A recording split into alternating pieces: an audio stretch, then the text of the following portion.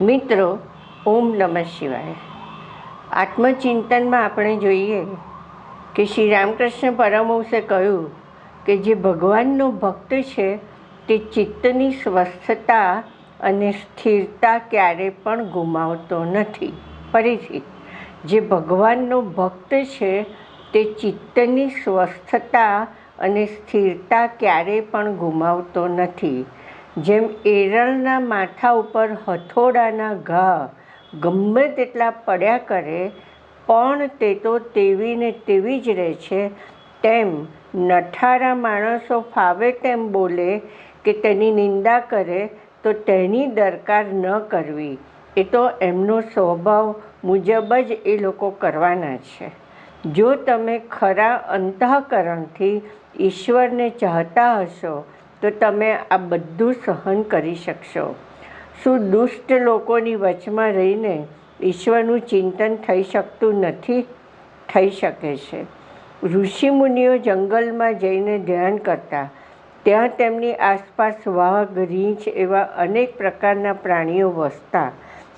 નઠારા માણસોનો સ્વભાવ વાઘ અને રીંછ જેવો હોય છે. આટલું ધ્યાન રાખજો કે અંતઃકરણપૂર્વક ઈશ્વર સાથે એક થવાથી, તેની ભક્તિ કરવાથી સંસારમાં રહ્યા પણ ઈશ્વરની પ્રાપ્તિ કરી શકાશે. હું અને મારું એ સંસાર છે, એ અજ્ઞાનનું લક્ષણ છે. તું અને તારું એ જ જ્ઞાનનું લક્ષણ છે. અનાસક્તપણે સંસારમાં રહો અને ઈશ્વરને ખરા અંતઃકરણથી ચાહો એટલે પામશો જ. બહુ સરસ મિત્રો આમાં કહ્યું છે કે જે ખરા હૃદયથી ઈશ્વરને ઈચ્છે છે, અંતઃકરણપૂર્વક ખરા હૃદયથી અંતઃકરણપૂર્વક ઈશ્વરને જે પ્રેમ કરે છે એને કંઈ જ વસ્તુ વચમાં આવતી નથી.